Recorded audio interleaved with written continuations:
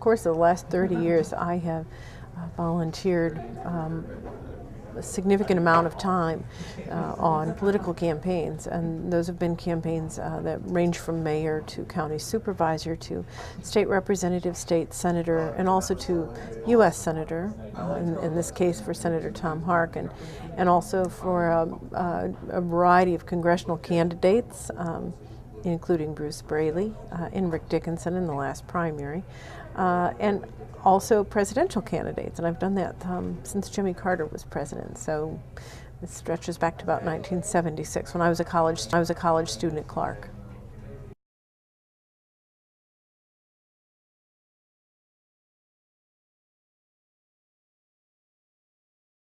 Vice President-elect Joe Biden and his wife, Dr. Jill Biden, and their children, Ashley and Hunter and Beau, are friends of our families, and they have been friends of ours for over 23 years. I was on the state steering committee for Senator Biden back when he ran in 1987 for the '88 election. And we became friends. My husband played racquetball at Loras College with him and at the YMCA, and they became friends, and our children were the same age, so he pulled out of that race to preside over the Bork hearings for Supreme Court Justice.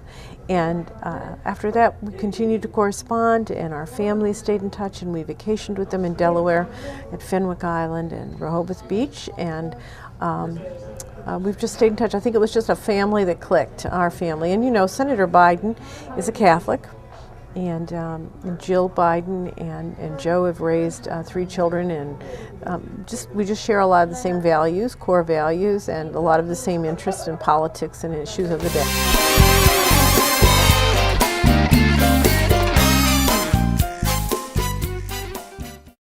Actually, it's a culmination of 30 years' work for me and for my husband and for my family. I think, many of the issues and the values that Barack Obama and Joe Biden bring to this next administration are issues and values that we've been working for the past 30 years, and we've lost a lot of elections at every level.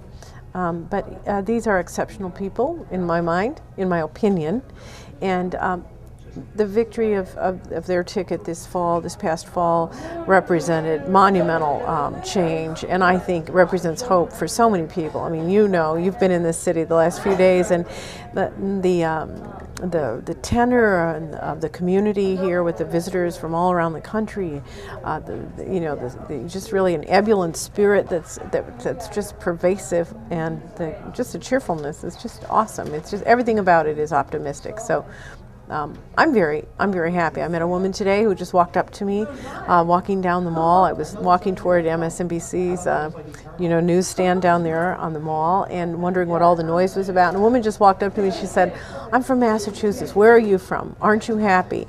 And I told her I was happy, and I said, here it is, Martin Luther King Day, which one of my heroes growing up was Martin Luther King, along with Bobby Kennedy, and celebrating in this way and being in Washington and with all of you, you guys represent the future and hope for our country and frankly for the world, and everything that you do, and the things that you think and the things that you work for and feel passionately about are so, just so important. And so today was just a great day. So I get a little bit choked up, and so did she. And she said, "Isn't it strange? It's just happening these days more often."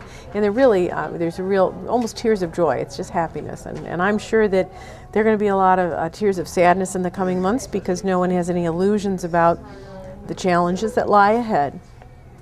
But I'm hopeful that, with creativity and with real passion and dedication, the American people, as Joe Biden said, the American people have never let down any administration in this country. The American people are incredibly resilient. We are resourceful, and we're creative and innovative. And so I think we're going to need to call on all of those traits in the coming months and years as we deal with the Second Great Depression.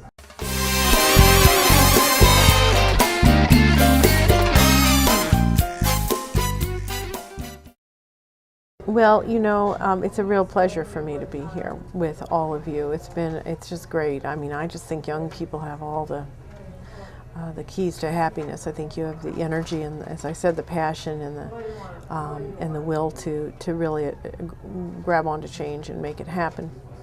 So coming here was fun. It's been a journey, but being with you all the last few days has just been exciting as I see things through your eyes and enjoy Mary Lynn shares some of the entries in your journals, and I don't know whose journal it is because oftentimes she doesn't know whose journal it is, but it's been just so incredibly refreshing to experience this through the eyes of all of you young folks that are just about ready to launch into the world.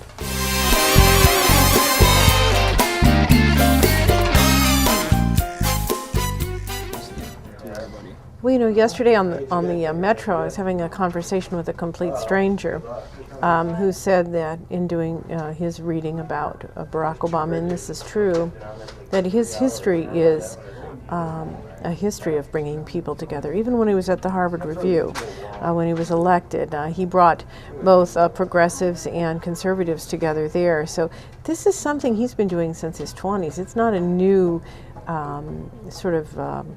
a new idea or a new ability that he has to bring people together. And I noted tonight he was hosting a dinner for Colin Powell, a Republican and a very notable African American and leader in this country, very greatly admired individual, but also for his opponent, for John McCain.